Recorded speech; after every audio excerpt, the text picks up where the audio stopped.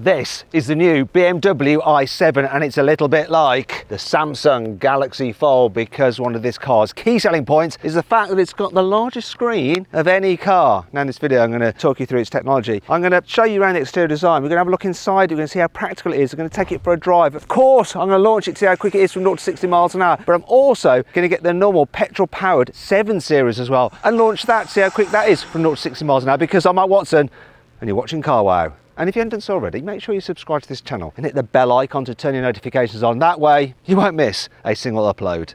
Buy, sell, car, wow. Let's start this video by talking about the design of the new 7 Series and i7. And essentially they look exactly the same, apart from the fact that the i7 has some little blue bits to signify that it's electric. You can get 2 trim levels, M Sport or Excellence. M Sport have slightly more aggressive bumpers and stuff like that, and black bits of trim rather than silvery ones. And from the rear, this looks like quite an aggressive car because there's lots going on, lots of shapes happening. Moving down the side, it's classic BMW 7 Series, which means it's basically a slab. You know, there's not much going on really down the sides, apart from the new door handles, which are like on the iX, so just open them by pressing a button in there. Huge alloy wheels, look at the size of those. Moving to the front, and the most controversial part of this car, obviously you've got the big double kidney grille there and those split headlights, a little bit like a Citroen Picasso. Nice. Do you know what? It may be a bit on the hideous side. I understand how people don't like it, but I sort of do. It looks really aggressive, especially this black paint. If you look at it from this angle here, there's something shark-like about it. Now, you might be thinking, well, I still don't like it, but actually this car hasn't been designed for Europeans or even Americans. According to BMW, the largest market for this car, 45% of the sales will be in China, and their target audience then is 38-year-olds in China. That's who this car has been designed for, and that means that I'm basically a 38-year-old from China, because I do like the look of this car. As for the price, well, it starts from £102,000 for the 7 Series or £108,000 for the electric-powered i7. Here on the inside, the new i7 feels really high quality. I think overall the materials feel a little bit more expensive than they do in a Mercedes EQS. And the design, it's not as controversial as it is on the outside, but it's still pretty jazzy. I mean, look at this big crystal bit across the whole dash there, and you can see that you've got ambient lighting behind it, and it actually changes colour depending on what functions you're operating. So if I put the hazard lights on, you get this effect. Wow. Then there's more of what BMW calls crystal clarity with the iDrive controller there and the door switches and stuff like that, just like you have on the iX already. Also like the iX, you have the curved infotainment screen there with BMW's latest operating system, which you're not going to bother with. You're just going to plug in your phone, use Apple CarPlay or Android Auto. They don't even need to plug them in because you can use wireless if you want. Then you've got the digital driver's display here, and there's something new for the i7 and 7 Series, and it's augmented reality. So you know how you can have augmented reality on the iX, and it was something Mercedes did ages ago, where you get a live camera feed of the road ahead and then it'll display graphics to tell you which way to go. Well, on this car you now have it here right in front of you, which is much better than having to look over there, and I'll show you that working a little later on in this video. Some other things I want to show you this. I really like the way they've done this with the design. You can't actually see the air vents, they're just like integrated into this strip here, and then you move them around like that and you turn them off and on using this slider here. Then you've got this sort of like carbon fibre effect underneath the dash. There's loads of leather everywhere with this kind of layered dash. I quite like it. Cameraman Jack doesn't like it so much. Quality of the leather in here is, yeah, it's all super luxurious. But if you don't want dead animal, you can actually get a vegan friendly version, which is like a synthetic leather, which BMW calls Vajanza. You can definitely sign me up for that, and I think I want it in red.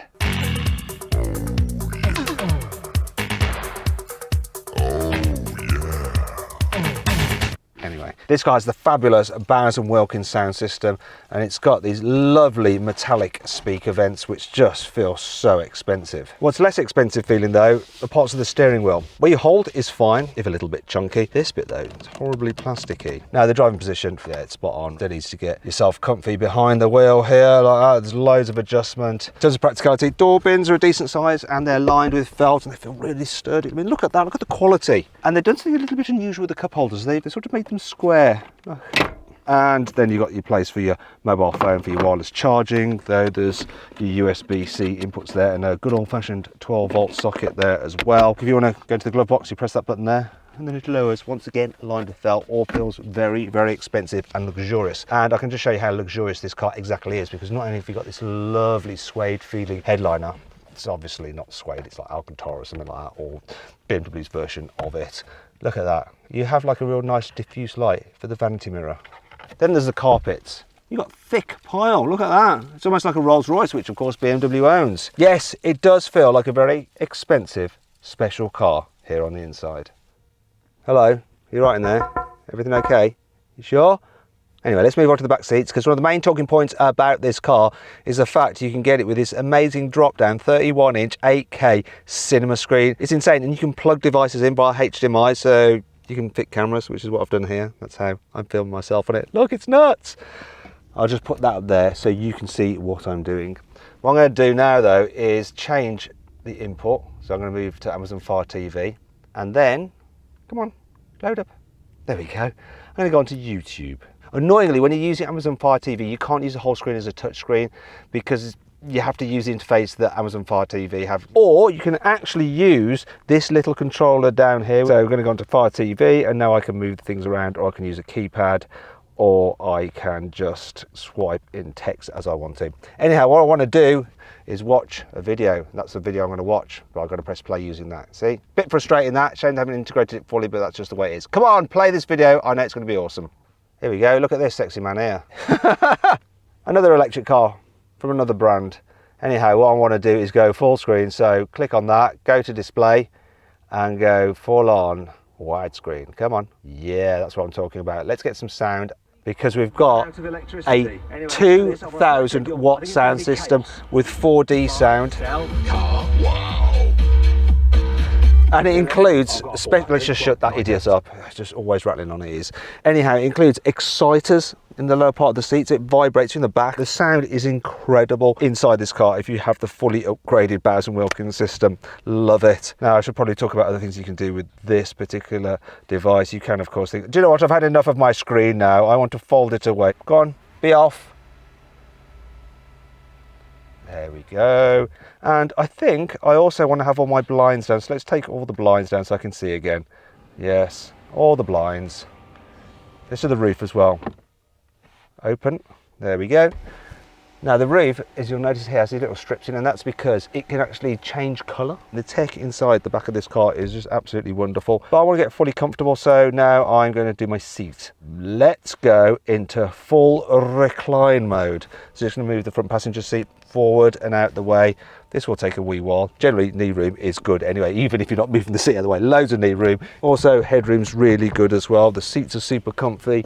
You've got this armrest here and some storage under here with USB ports, charging pad for your mobile phone, and oh, what's happening? Oh, this part is extending and lifting up my legs. Lovely. It's like when you're in business class on an airplane, the seat just goes into that lie back, relaxed position. It's exactly the same, and you've got a huge footrest as well. So, oh yeah, this is absolutely wonderful. Now what I'm going to do is go into the seat and put on the massage as well. Oh yes, this has a massage, downward motion. I like a bit of downward motion, me. Yeah, this is a very, very luxurious, comfy car. Though it's also slightly practical as well. Look, if you want to carry a baby, there's ISOFIX hanger points there that are very easy to get to. And you have some decent sized door bins, airplane style folders on the seat backs, and lovely, comfy cushions to rest your head on. Now let's check out the boot. So come on, arise. So you have 500 litres of space on the i7 and 525 litres on the 7 Series. But the Mercedes EQS has a big capacity of 610 litres still. I'll give the BMW this. It's got a nice wide opening, which is handy when you're having to load things in and out. And I want to show you the boot. And we've got so much stuff in it. So you'll see me loading stuff in and out now. Look at this. Oh, this is all Jack stuff. Come on, Jack. With all his blooming cameras. So we've got all this water. We're not properly hydrated. You could get bad headaches. That'd be terrible. Okay, so look, now you should be able to see what the boot is like when it's empty. There's some storage under here, which is obviously, this is full of drugs, and we're going to do a drug deal in a bit. Actually, this is the last car I'll probably choose to do a drug deal in. It's too conspicuous. I'll go for something like an old Toyota Corolla or something. Anyhow, it's not drugs in here, look, it's charging cables. And you got some tie-down points. And I've got to tell you, the quality feel extends even into the boot. One thing this car doesn't have, though, is the ability to fold down the rear seats if you need to carry longer items. Now, brings us to 5 annoying things about the new BMW i7 and 7 Series. Being an electric car, obviously there is no huge internal combustion engine under this massive bonnet, so BMW clearly made good use of that by creating what is the biggest front boot of any car. Must be under this really large covery thing here. They haven't really done much with that, have they? So there is just enough room for me to store this rather amazing piece of fossil record that I've just found out here in the desert. So where will that fit? That's all fine like that. That's all fine. Yeah, all fine. I've long complained about manufacturers putting the climate controls into the infotainment system because then you have to press too many buttons such as look climate menu, or I need to fiddle with it this way. Now what BMW have done is gone one step further in the wrong direction. For instance, with the adaptive cruise control, in the past on BMWs you could change the distance that would keep you from the car in front by using a dial on the steering wheel. Now though, you press the button next to My Modes, going into driver assistance, and then changing the distance control here. Then there's the fact that if you want to alter the amount of regen, so on a Mercedes EQS, you can use the paddles to increase regen or decrease regen, or put it into automatic.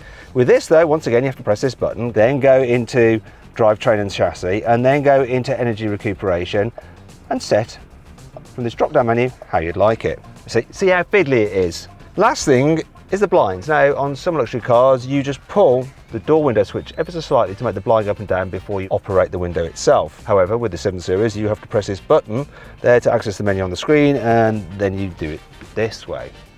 Far too much. That has a step where you have to access it first by pressing a button here, usually signified by these 3 different lines to open a menu, and then proceeding to do the actual action through the bloody screen. Why? If you have a VIP, such as me, in the back seat who insists on watching the cinema for the whole journey, you can kiss goodbye to your rear visibility through the mirror, because look, yeah, you can see absolutely nothing now, can you? There's loads of ultrasonic sensors over this car to help with the driver assistance systems, and they look like normal parking sensors because that's basically what they are. However, they look a bit ugly. Got them in the door handles there, and like down here on the lower part of the sill. It's kind of like this car's got a bad outbreak of acne. While the normal internal combustion engine powered 7 Series has 2 gear shifter pedals, you have just one pedal here on the i7, and it says boost on it. And the reason you have that is because if you're driving the car in just normal driving mode, you only have 490 horsepower. When you go into sports mode, by selecting My Modes, you then have the full 544 horsepower. What this boost button does is give you the full 544 horsepower, you know, what you've paid for 10 seconds if you're driving in normal mode. Why don't you just have the full power in normal driving mode? Just alter the throttle map. Stupid. And rather than doing this whole stupid thing, why didn't BMW just do what Mercedes do and have the paddles for altering the regen? Nonsense. It's not all negative though. Here's 5 good things about this car. The reversing camera is exposed, so you might think that when it's like grimy outside, you're going to get it covered in muck, and then you have to clean it by hand. But no, BMW thought of that because you just press a button inside the cabin and then it will wash itself.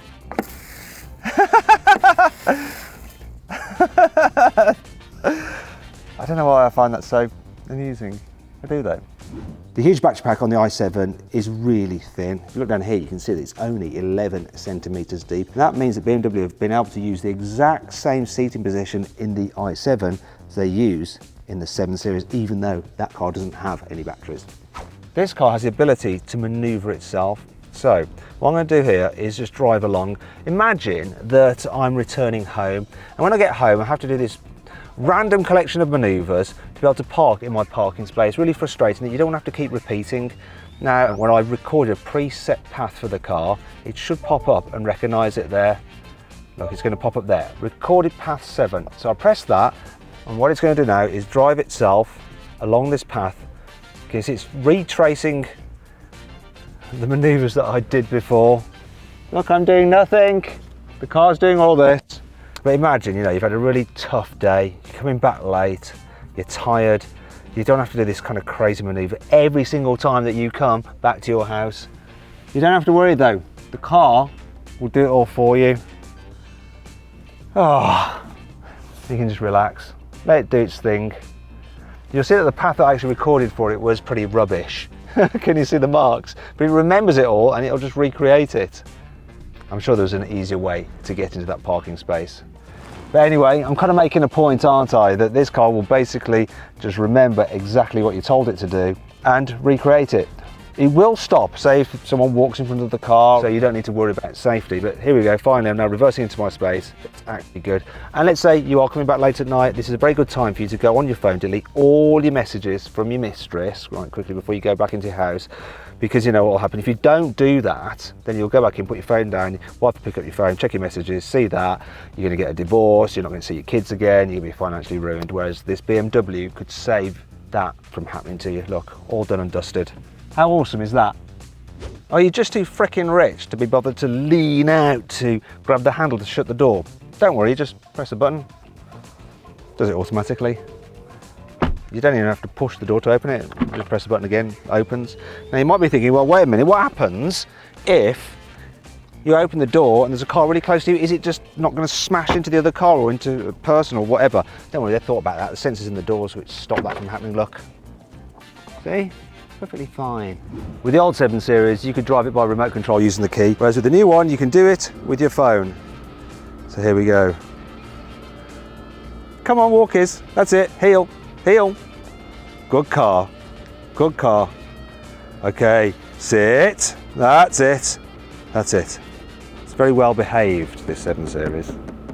The i7 xDrive 60 is powered by 2 electric motors, one on the front axle and one on the rear axle, which you can see here through this cutaway. Now combined, they put out 544 horsepower and 745 newton meters of torque. You've got a 102 kilowatt hour battery pack, which BMW says is good enough for a range of 388 miles. You've got AC charging of 22 kilowatt hours, which means you can charge the battery pack from empty to full on AC in under 6 hours. It's also got DC charging rate of 195 kilowatts. And you can put 100 miles of range on this car in just 10 minutes. Right, let's see what this i7 is like to drive. So I'm just cruising along a very empty, very straight American highway. You'd barely know I was moving. It's so quiet here. So very quiet. Also, so very comfy.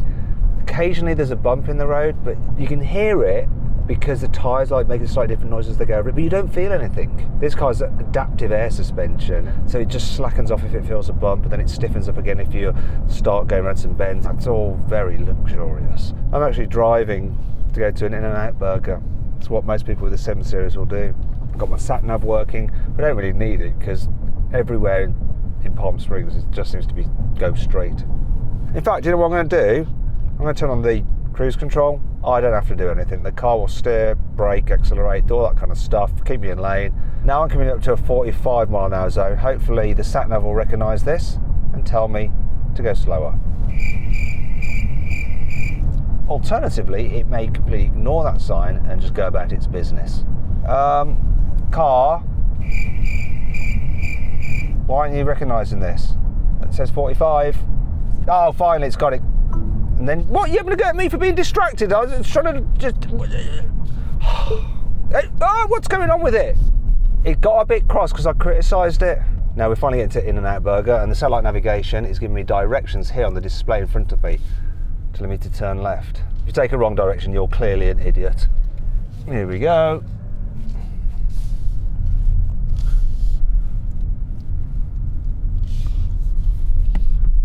Come on. Oh no, I've been an idiot. Oh, I missed the turning. Oh, one absolute muppet. After all of that, saying that you can't miss a turning, you can miss a turning if you're a complete fool. A few moments later. Now, let's see if I can park this into one of the gaps. Oh, there's plenty of space, don't need to worry. The other thing I like about this car is the brilliant reversing camera. So, reverse. And I can't get this wrong, surely. Of course. Do you know what? I don't know why I'm even doing this. The car can do it itself. Let's do that. Look at that, it shows where you're going into. It's not quite very straight. Come on, you've got to have another go at this. Come on.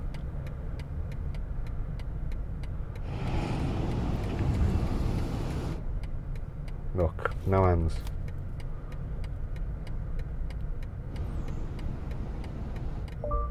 Right, let's get some food. Just leaving In-N-Out Burger now. I feel absolutely disgusted with myself because I ate 2 double doubles. Anyway, hopefully I won't disgust myself with not being able to follow simple directions, so it's telling me to go left. I'm going to switch the car into B mode, so that gives me 1 pedal drive. So I think I can just go now, right? I don't understand this. Is this like the American crossroads things where you have to wait for people and then you go. I don't know. This guy seems to be going as well. They are going, everyone's going, what the hell is going on? Why do they have this system? Why can't they just have normal traffic lights? Anyway, yes, full one pedal driving. I like that. I hate it when manufacturers do almost one pedal driving, so you lift off the accelerator and it does slow down quite severely, but it never actually brings it to a complete stop. Anyway, enough of that rant over. Let's see what this i7 is like when you chuck it at some bends. Whoop, whoop, whoop, whoop. So it's got the active anti-roll bar, stopping it leaning so much. You've got the battery weight low down the floor, though this is a very heavy car. Weighs in at over 2.6 tons. But it's got plenty of punch, and obviously you've got four-wheel drive traction. And instant response from those electric motors. Actually handles quite well. But above all else, this guy's more about just cruising silently and effortlessly. With that in mind, let's launch it. BMW says the i7-60 can do 0 to 60 miles an hour in 4.7 seconds, but I'm going to time it with my specialist timing gear up here. I've got it in sport mode, and that enables launch control. So left foot on the brake, floor the throttle, vibrates the back wheels to build up tension. We've got Hans Zimmer's composed noises building up the tension as well. And I'm going to release the brake now.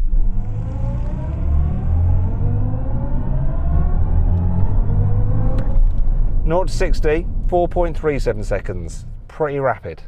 I've jumped out of the i7 and I'm now in the 7 Series. So it's pretty much the same car, but instead of the 2 electric motors and battery pack, we've got a good old-fashioned internal combustion engine. It's a 4.4 litre twin-turbo V8 with a mild hybrid system, so a little electric motor to boost the torque. This engine will actually go into the next M5, so it's an S engine. Pretty special getting that in the 7 Series. The interesting thing is that BMW is giving it the exact same power output as the i7. You've got 5 Newton meters more torque though, 750 Newton meters. Also, we haven't got 2 electric motors, we've got a 4-wheel drive system which divvies the power between the front and the rear axle. This car's supposed to do 0 to 60 in 4.2 seconds. Now it's lower than the i7 because this thing weighs 2.2 tons, which is 400 kilos lighter than that heavy i7 with all its batteries. What will this car do 0 to 60 in reality? We're going to find out here. I've got my specialist timing gear. So will it do a sub 4 second? I think it might.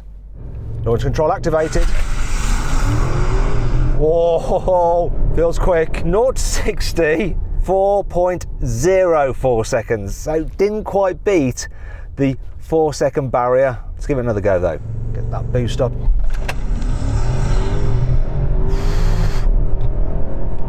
Oh yes, we did a sub 4. 3.94 seconds. When it comes to 0 to 60 times, the internal combustion engine wins on this occasion. Now I've got cameraman Jack in the car with me now because I want him to help me demonstrate something that I've just found out on this new 7 Series. Now with the i7, BMW has worked with composer Hans Zimmer to create a wide range of fake noises to enhance the experience when you're accelerating, because obviously being electric it's otherwise silent. Now you can turn those sounds on and off using this button here called iconic sounds, and I found that the iconic sounds on off button is here in the 7 Series. Now for a long time I've known that BMW has enhanced the sound of its internal combustion engine cars by playing engine noises through the speakers, and this is them pretty much admitting it now because you can turn that enhancement on or off in this car. I'm going to let you have a listen to the difference when it's on and off. I'm going to start off with it off and then Jack will turn it on as I drive along. See if you can spot the difference. Accelerating through first.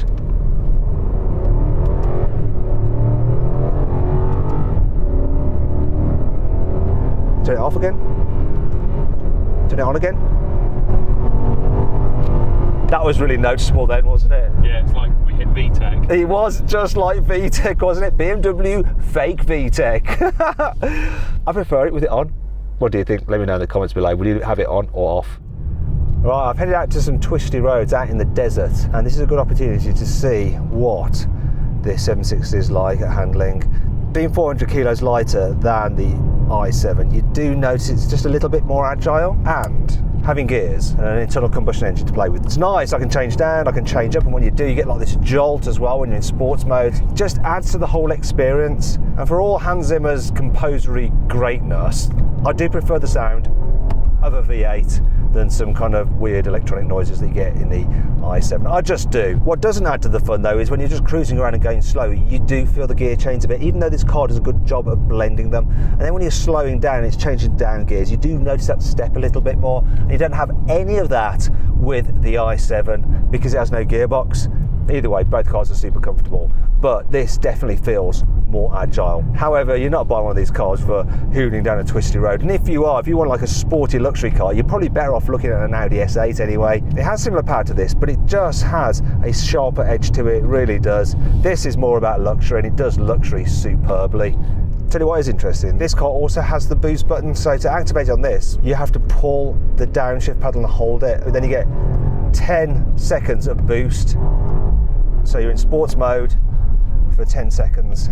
However, unlike the i7, you don't have any extra performance when you go into sports mode, because regardless of which mode you're in, whether it's personal, relax or whatever, when you've got the normal 7 Series, you always have full power at your disposal. Anyway, I'm not going to rattle on about that anymore, it's getting boring, isn't it? I'll tell you what's not boring though, the paint scheme on this particular car, it's great. I love this two-tone. It's the first time BMW have ever done it on one of their cars. I absolutely adore it. It's got a cool little pinstripe down it. It's not a sticker, it's painted. Then there's the interior of this car, which is the Kaschmir. It's really nice. Now with a luxury car, you think you definitely have to have super soft leather, but it works, this does, this Kaschmir. It looks really lovely in the back and it feels comfortable to sit on. And you know what? In Japan, they see wool or cashmere as being more luxurious than leather, because when you move on leather, it squeaks, and also leather can get hot, whereas this doesn't. In fact, one of my favourite cars ever is a Toyota Century. Executives in Japan get chauffeured around in them. In fact, the Emperor of Japan gets chauffeured around in one, and they have wall seats. Anyway, back to the 7 Series and its upgraded cruise control system. So as before, you have automatic cruise control, which will use a radar to keep you a safe distance from the car in front, automatically accelerate and decelerate as necessary, and it'll steer to keep you in lane. That does just take the strain out of long distance journeys. However, if you take your hands off the steering wheel, it'll soon recognise and start to beep and then eventually disengage, because you're not allowed to do that. Well, you're not allowed to do that in Europe, but you can in the United States of America. And if you are in the US, you can then access something called Assist Plus. Look, it says it's ready. So I'll press that. I've got into Assist Plus mode now, which means I can take my hands off the steering wheel. Don't have to hold the steering wheel at all. Sit there like that. Fine. Maybe stretching out my fingers or something. What I can't do is just be on my phone though, or I don't know, having a nap or staring out the window, because there's a couple of cameras there that use infrared technology, and they look at your eyes, and if it can tell that your eyes are otherwise off the road, it will get to cross and make a noise to complain. There it is. So get your eyes back on the road. Now, I don't even have to touch the steering wheel to change lanes. Like in a Tesla, you just do that and the car will move across automatically.